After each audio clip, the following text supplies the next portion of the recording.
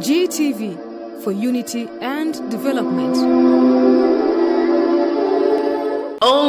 Allahu Akbar, Allahu Akbar, Allahu Akbar, la ilaha illallah. Allahu Akbar, Allahu Akbar, walillahil hamd. كبيرا والحمد لله كثيرا وسبحان الله بكرة وأصيلا وصلى الله على نبينا محمد وعلى آله وصحبه وسلم تسليما كثيرا. الله أكبر، الله أكبر، الله أكبر، لا إله إلا الله. الله أكبر، الله أكبر، walillahil hamd. Kwamba wa mahayaya, kwamba uhai wangu mzima, uhai wangu, pumzi yangu ambayo inayetoa madamu niko hai, hiyo uzima yangu sio yangu, ni ya Allah tabaraka wa taala. Nimeshaisilimu na yeye na salimika hiyo. I've surrendered all this to Allah subhanahu wa taala. My life is not mine. My life should go according to how Allah wants it to be. Angalia hiyo. Hapa ndio tulitofautiana kidogo Waislamu ya saizi na Nabii Allah Ibrahim. Kuna baadhi ya mambo tunasema ya Mungu, kuna baadhi ya mambo sisi wenyewe tunashughulikia, hatutaki hata na Mungu ndani. Hata ukileta aya atakataa hiyo aya. Ndio sisi tunafanya hivyo. Sasa hiyo ni tofauti yetu, na tafsiri yetu ya Uislamu ni tofauti na tafsiri ya.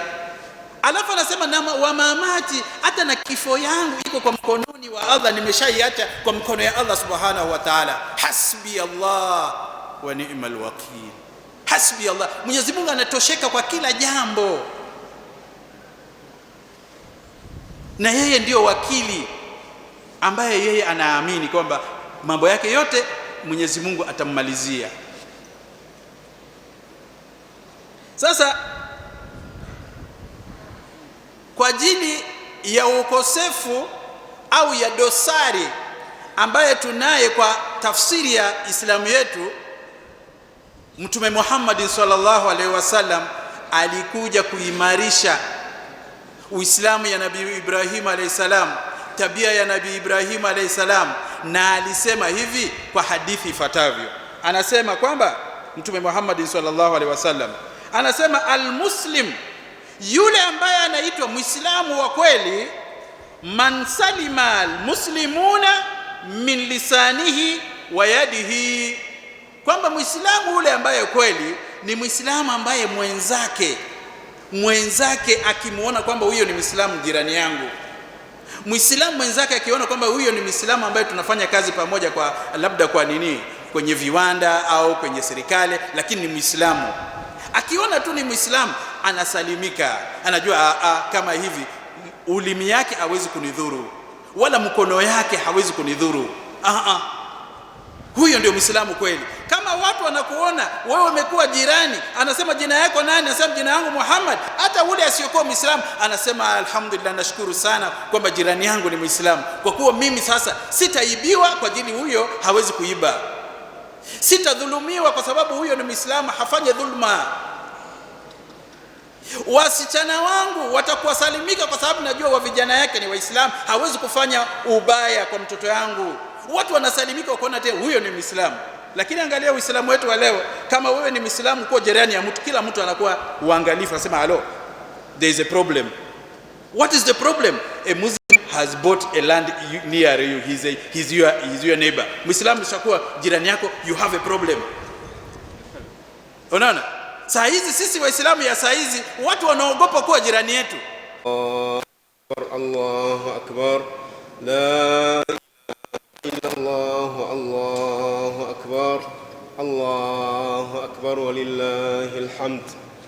Bismillahir Rahmanir Rahim.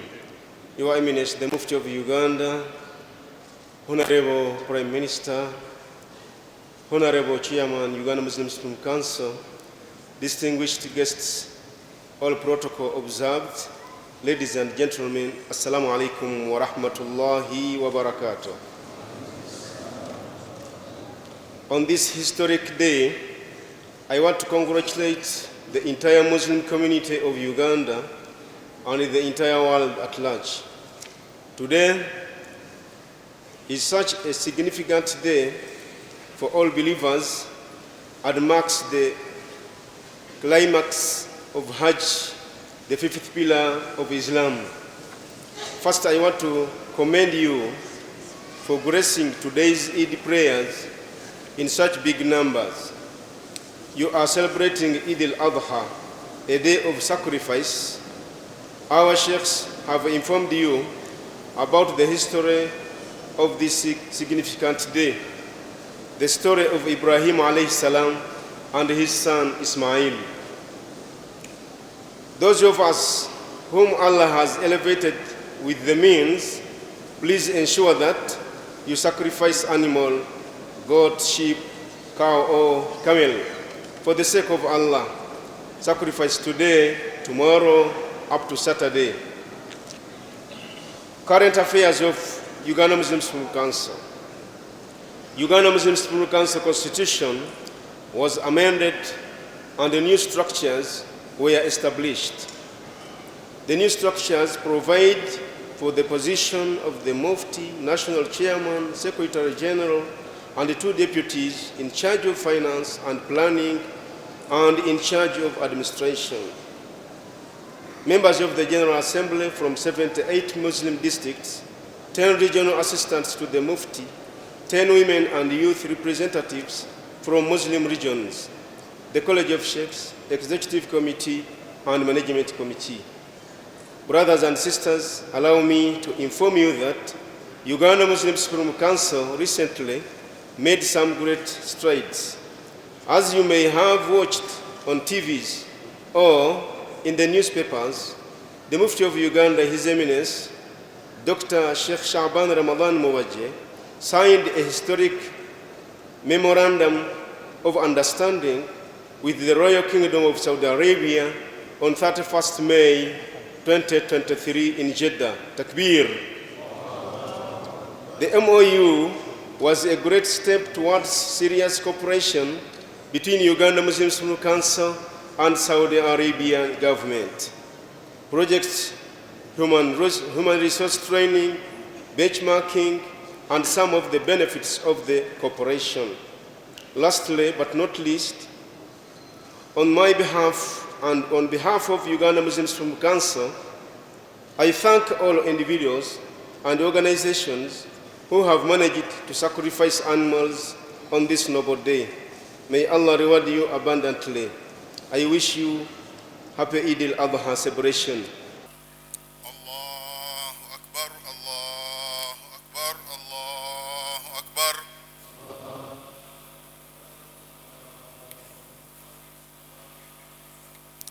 La ilaha illallah, Allahu Akbar.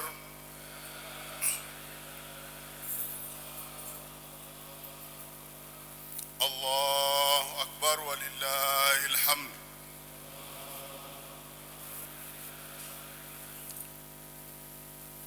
Bismillah ar-Rahman ar-Rahim. Alhamdulillah. Al-Qail Inna a'tainaka al-kawthara fasalli li rabbika wanhar inna shani'aka huwa al-abtar. Sadaqa Allahu al-Azim. Omugenyi waffe ow'ekitiibwa akiikiridde Prime Minister atasobodde kubeera naffe ankubidde kasimu nga teyewulira bulungi era nga okiwulira ne ku ssimu atumye Hajati Honorable Hajati Misa Kabanda tuli naye wano olwaleero Minister ze kukiikirira Prime Minister ba deputies management members, structures za Supreme Council, abasiramu mwenna, assalamu alaikum wa rahmatullahi ta'ala wa barakatuh. Eid Mubarak wa kullu amin wa antum bi khair. Mbayoza kulwange ne Uganda Muslim Supreme Council okubera nti Allah tusobozesezza n'atuusa ku Eid Al Adhuha ey'omwaka guno ogw'2023 ogw'Olukumi-4 okuva mu masenguka ga Nabbi Muhammad sallallahu alaihi wasallam.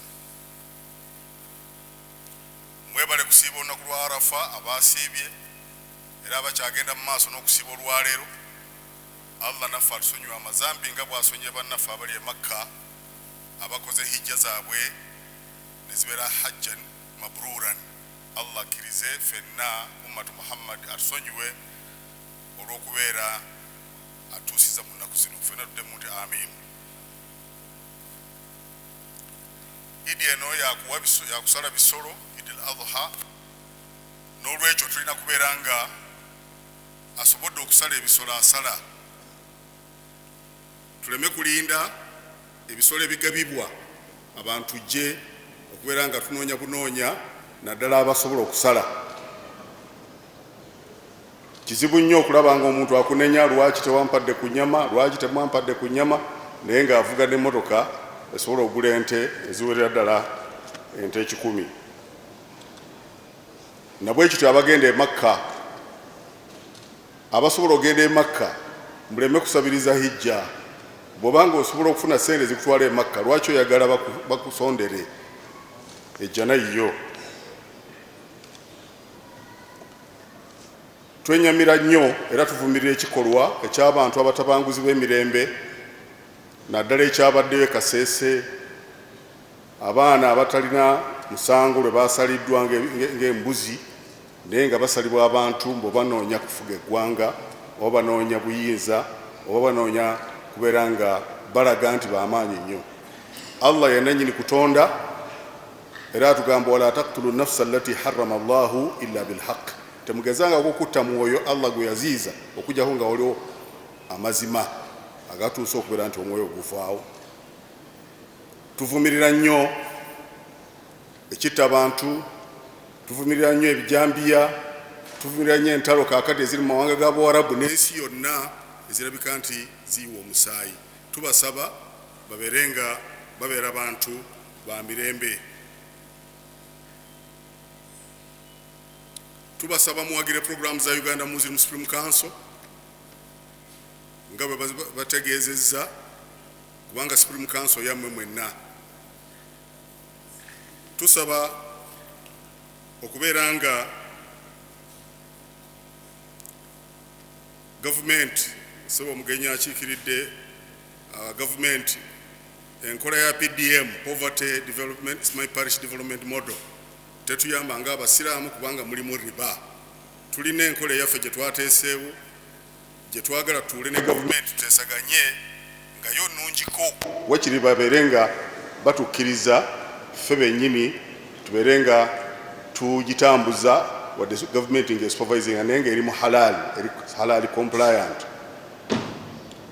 Mu mukka gwe gumu njagala kwebaza cabinet nti yayogedde ku ngeri ya halal banking oba sharia banking oba islamic banking okulabika nti etandika okusibwa mu nkola. Twebaza gavumenti era tuusiza okwebaza kwaffe eri His Excellency President okubeera nti ekintu ekyo yakiwomamu omutwe era nga kijja kutuyamba.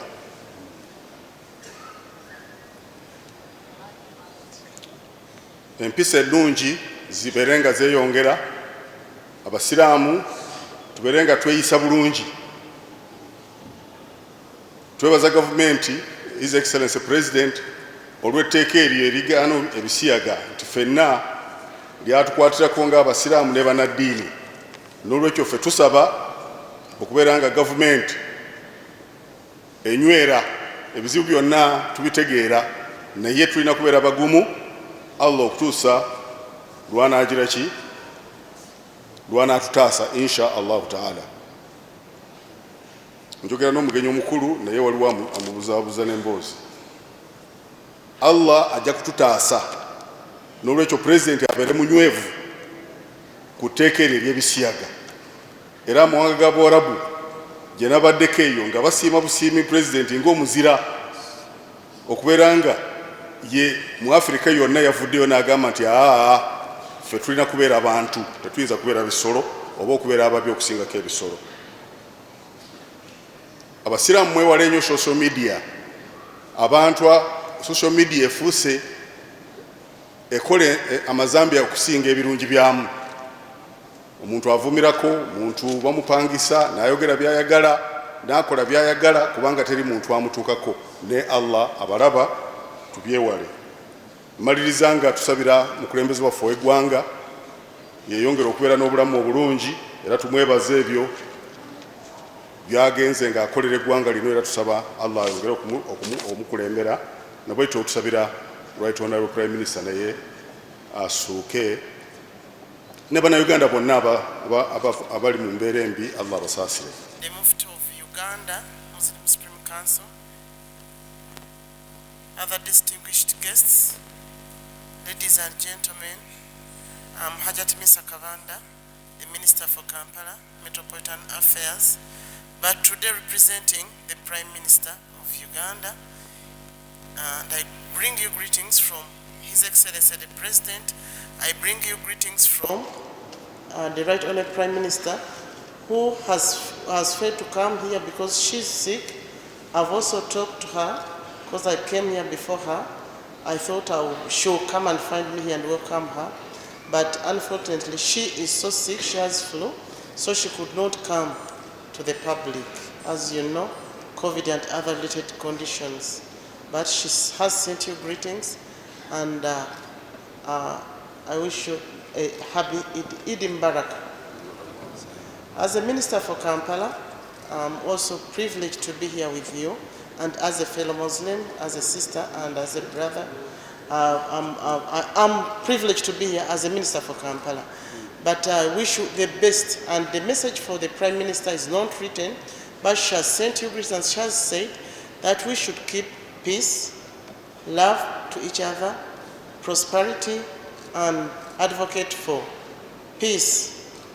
And she has told me to encourage you to take our children to school, because we missed education during those days, but at least now we we have more universities, and I thank Supreme Council because children are going to school. We have all the universities around for Muslims. So, like Muslims, I think we need to talk as Muslims, and we condemn those who killed our people. Smith has talked about Islamic banking. We passed Islamic banking in cabinet, and I wish to tell you that we are going to start Islamic banking. Islamic banking is on board. It's only the banks which are going to practice it, but don't hesitate. We are going to start Islamic banking. About PDM and other government-related activities, President in Masaka talked about it, that we should, as Muslims, he's going to sit with us, he's going to sit with the leaders, he's going to sit with Uganda Muslim Supreme Council to see how Muslims are going to benefit in government programs. And I know soon we are going to sit with them, inshallah, and see how we are going to be assisted. Because we are left behind because of the Liba issue. I'm not a sheikh, I don't know how it is done, but at least this, with the knowledge, are going to sit with us, and you are going to benefit in government programs, I'm assuring you. Secondly, Islam is a religion of peace, is a religion of love, so we should love each other. Let's work as a team. Let us unite as Muslims. I have a case as a Muslim. I've been going to Saudi Arabia for over 20 years and above. And I've been taking care of Muslims going to Saudi Arabia as a medical personnel. But this time, there are some Muslims who did not go to Mecca. They had paid, they did not go, just because of certain issues.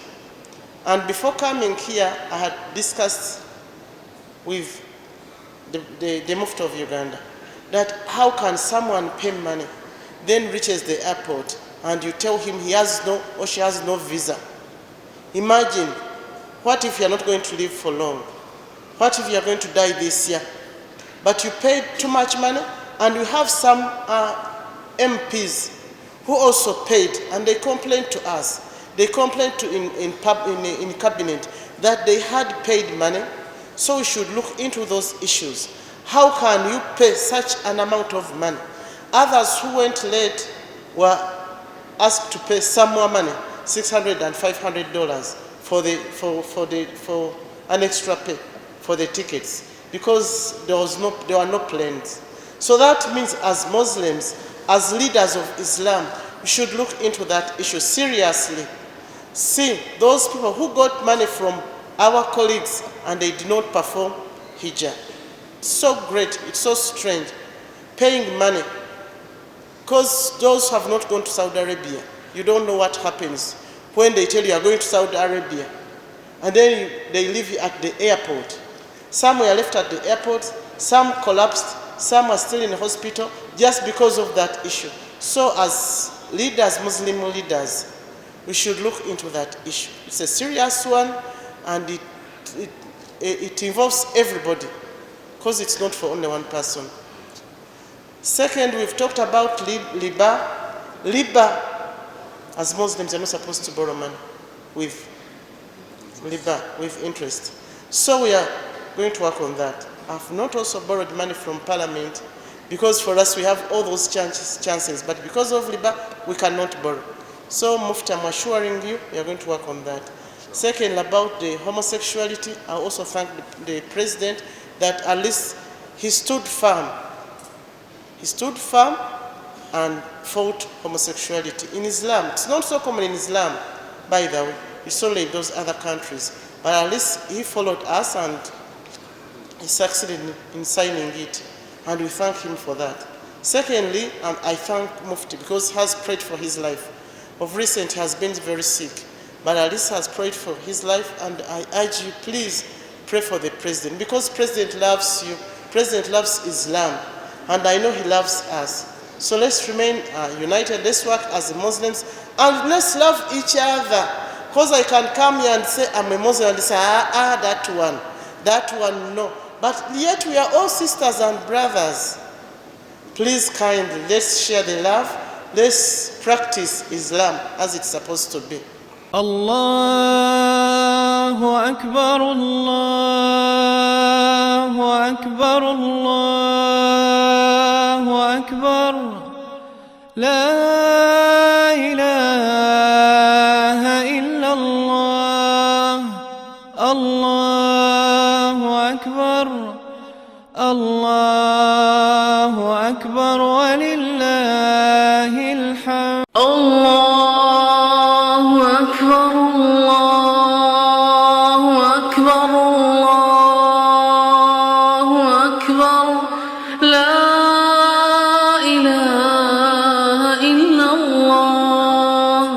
Allahu Akbar, Allahu Akbar, walillahil hamd.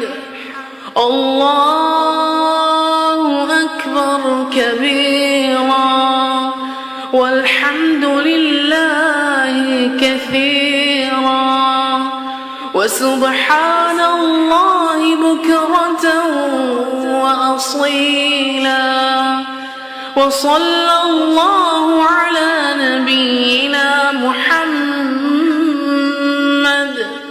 wa ala alihi wa sahbihi wa sallama tasliman kathira. Allahu Akbar, Allahu Akbar, Allahu Akbar. La ilaha illallah.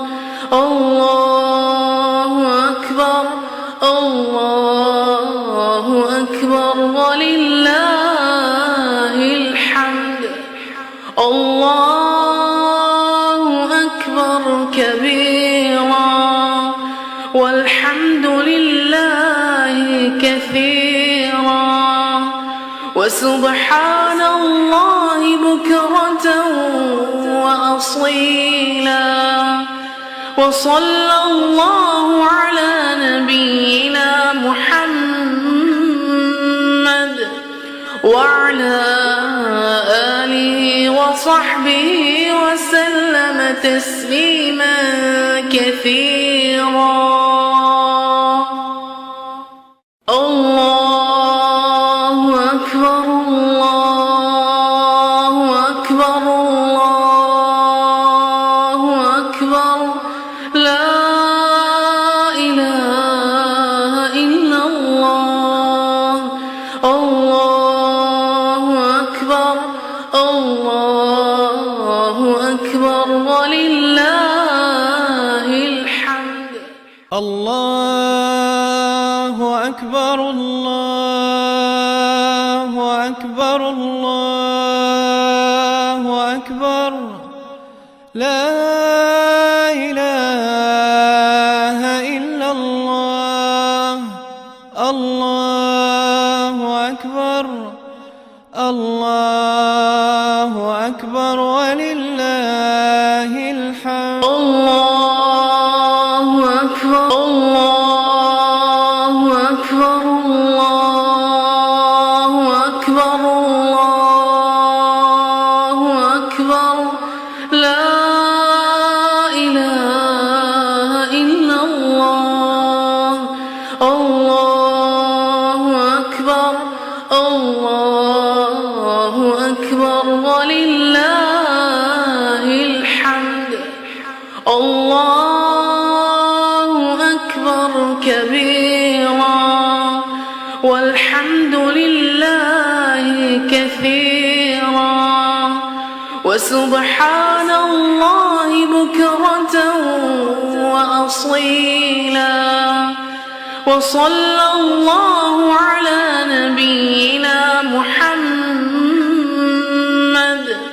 وعلى آله وصحبه وسلم تسليما كثيرا. الله أكبر الله أكبر الله أكبر لا إله إلا الله. الله أكبر الله أكبر ولله الحمد. الله أكبر كبيرا والحمد لله كثيرا وسبحان الله بكرة وأصيلا وصلى الله على نبينا محمد وعلى آله وصحبه وسلم تسليما كثيرا.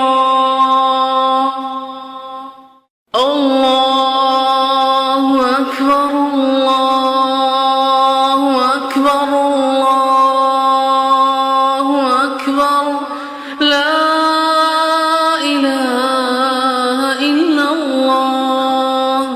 الله أكبر الله أكبر ولله الحمد. الله أكبر الله أكبر الله أكبر لا إله إلا الله.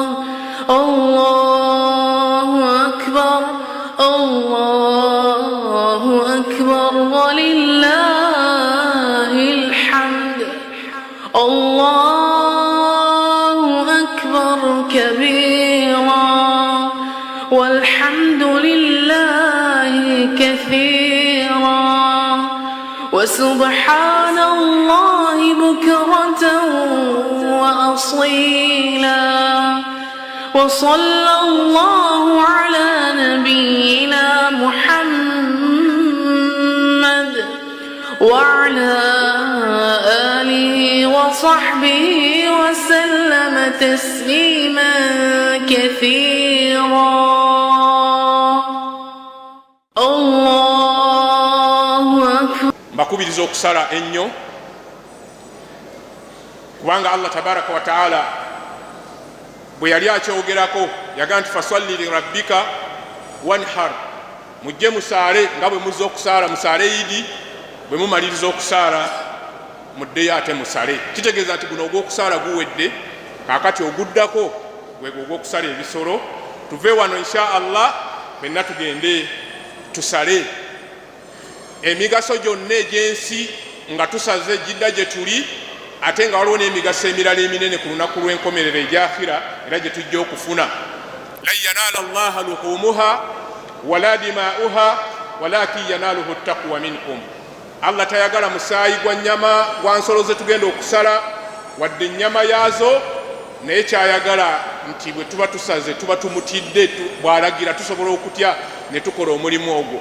Nolwekyo kabonero kakulu akalaga nti tutidde Allah tabaraka wa taala, kabonero kakulu akalaga nti tumwebazizza olw'ebyengera bino ebisolo bye yatutondera, kabonero kakulu akaleeta essanyu mu mitima gyaffe ffe abasaze, essanyu mu mitima gy'abantu bawaka waffe betuwangala nabo, essanyu mu bafuna mpola, essanyu mu mikwano gyaffe bwe tuba tusaze. Emigaso egyo gyonna tuba tugifuna. Nolwekyo tubakubiriza nti bwe tuva wano insha Allah tugende tusale, mugoberere nnyo amateeka nga musala, obutamala gasala nga bwe bazze babasomesa. Musale ente ezikuze, embuzi ya mwaka okudda waggulu, ente ya myaka 2 okudda waggulu, endiga ya myezi 6 okudda waggulu, eŋŋamiya ya myaka 5 okudda waggulu. Ebyo byonna tubigoberere. Tugoberere okusala ente nga nsava oba endiga nga nsava oba embuzi nga nsava, ekifo ky'okusala ng'olinga eyejjako nga nti akate kano kankajje mu nte zange kakano kakoze n'okukogga. Tusale nga tumanyi nti tuli ku ibaada. Buli lw'ogula ekisolo ng'okiguza ebbeeyi nnene olw'obusava bwakyo, zempeera z'ogenda okufuna eri Allah tabaraka wa taala. Olwekyo tubakubiriza nti ibaada eno nene nnyo mu lunaku luno. Era nabbi bwe yali ajogerako sallallahu alaihi wasallama yagamba nti ma amila bun adam amalan yawma nahari ahabba ila Allah min iraqati ddam, nti omuntu tasobola kukola mulimu gwonna ku lunaku luno olwa Idi luno olw'okusala ne gubanga gwe gusinga okwagalwa eri Allah tabaraka wa taala ng'okusala ekisolo. Nolwekyo tubakubiriza nti eyo ibaada tugende tugikole. Olunaku luno lulimu ne ibaadaati endala nnyingi. Mulimu ibaada okubeera nti tugezaako okwezza awamu mu famire, okwezza awamu mu busiraamu, okwezza awamu mu bannaffe be tukolagana nabo. Gwe muzira asoose okuleeta embeera ey'okuddiŋŋana eri munnoyo gw'otakwatagana naye. Ku ndaba y'amaaso g'abantu eya bulijjo gwe munafu, baga nti opondoose wali weepanka, naye nga ku ndaba mu maaso ga Allah gw'obeera ow'amaanyi gwasoose okuteekawo embeera ey'okuddiŋŋana. Mbasaba olunaku luno ekyo tubeere nga tukituukako.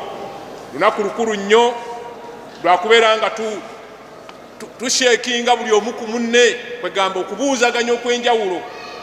Lunaku lwa kugaba, lunaku lwa kulowooza ku bafuna mpola, lunaku lwa kulambula ku balwadde, lunaku lwa kusangula maziga g'abamulekwa, lunaku lwa kulaga ssanyu buli mu mbeera yonna. Lunaku tutasobola kulojja ne tulumalayo, naye buli kalungi konna k'omanyi tubeere nga tukakolera mu lunaku luno, kubanga eba ibaada nnene nnyo okubeera ng'ogikoledde ku lunaku olw'ekitiibwa bwe ruti. Baganda bange ne bannyinaze, era lwali lunaku bwe ruti. Wayise kati ebyasanga 14 nabbi sallallahu alaihi wasallama bwe yabuulira olubuuliro olunene olwali lujjudde okulaga obuntu bulamu, okulaga eddembe ly'obuntu lye tulina okutambula nalyo, obuntu bulamu bwe tulina okutambula nabwo. Yayogera ebigambo bingi nnyo sallallahu alaihi wasallama mu lubuulira lwe nga akulembeza okubuuza kwe yabuuzanga yagamba hadithi ejiba ku Ibn Abbas agamba nti nabbi bwe yali ayogera sallallahu alaihi wasallama yagamba nti ayyuha nnas abange mu abantu ayu yawmin hadha lunaku ki luno qaalu yawmu haram lunaku lwa mizizo qaala fa ayi baladin hadha ate n'ensi mwe muli nsi ki Makka ne baddamu ne bamugamba nti baladun haramun nsi ya mizizo qaala fa ayi shahrun hadha ate guno mwezi ki gwe tulimu gwali gwa Dhulhijja era lunaku lwali bwe ruti ne bamugamba nti shahrun haramun qaala n'ababuulira bino sallallahu alaihi wasallama n'ebirala bingi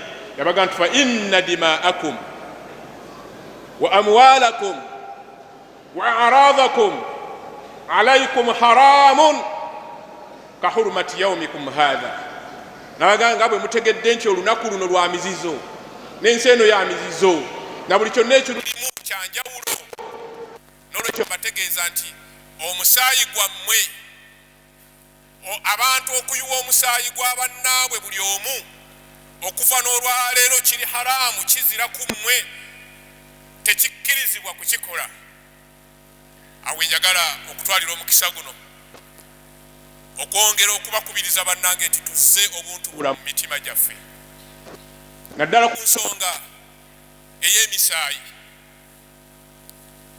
omuntu n'osanjaga abantu bataano famire mwagirabye abantu bataano nga babasala busazi babasanze mu tulo mu nnyumba kiro nga babasala busazi mpaka ku mwana omuto ebbujje ery'emyaka 2 nalyo ne balisala buntu bulamu kyobo bannange omwana wa myaka 2 paka ku w'emyaka 2 fa inna dima'akum omusaayi gwammwe omusaayi gw'omuntu teguyiika okujjako nga asse muntu ate ng'amateeka ge gamulamudde twegendereze ekigambo ky'okuyiwa omusaayi tukomyewo obuntu bulamu mu mitima gyaffe nga nabbi bwe yatugaa nti olunaku luno kati kino kya mizizo na kino kya mizizo paka hadithi nga gyeraga yayogera ku byobugagga omuntu okutwala ebyobugagga bya munne mu butali butuufu yayogera ku kitiibwa omuntu okutyoboola ekitiibwa kya munne mu butali butuufu His Eminence ayogedde ku social media olwaleero tulaba abantu bali mu kutyoboola bitiibwa by'abantu munno azimbye embeera najja azimba embeera n'atuuka ekiseera ng'abantu bamulabira mu kitiibwa gwe n'ogenda ku social media olw'akatokeni ka $50 oyiwe ekitiibwa kye n'aswala famire n'eswala n'oyiwa ekitiibwa kye lwa $20 gwe n'ofuna n'ovaawo obuntu bulamu kyobwo tulina okuzza obuntu bulamu mu mitima gyaffe ku lunaku luno ekyo tubeere nga twebuulirira nakyo nti tukomyewo embeera y'obuntu bulamu mu mitima gyaffe tulekeraawo okuyiwa omusaayi mu mbeera etali ya kigendere etali kwegamba ey'ekyeyonoonero ebikolwa ebyo bwe bityo ebitali bya buntu bulamu tugezeeko okwebuulirira nabyo emitima gyaffe olwaleero nti tugezeeko okuzza emabega olutambi abaana tubagunjule bulungi babeere bantu balamu tokyalaba mawulire olwaleero okujjako nga waliwo ekikolwa ekinene ekikanga ekitali kya buntu bulamu omukyala asazeeko omwami w'obusajja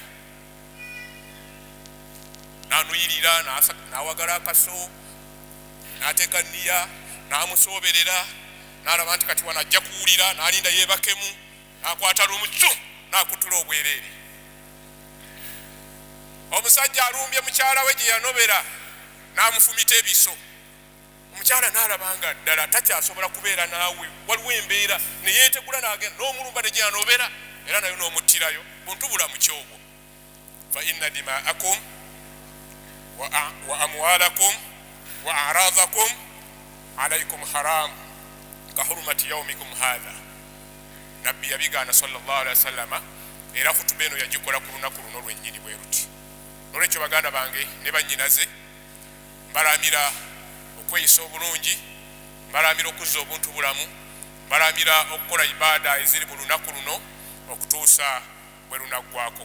Allahu akbar, Allahu akbar, Allahu akbar, la ilaha illa Allah, Allahu akbar, Allahu akbar walillahil hamd. Allahu akbar, Allahu akbar, Allahu akbar, Allahu akbar, Allahu akbar, Allahu akbar, la ilaha illa Allah, Allahu akbar, Allahu akbar walillahil hamd. GTV, for unity and development.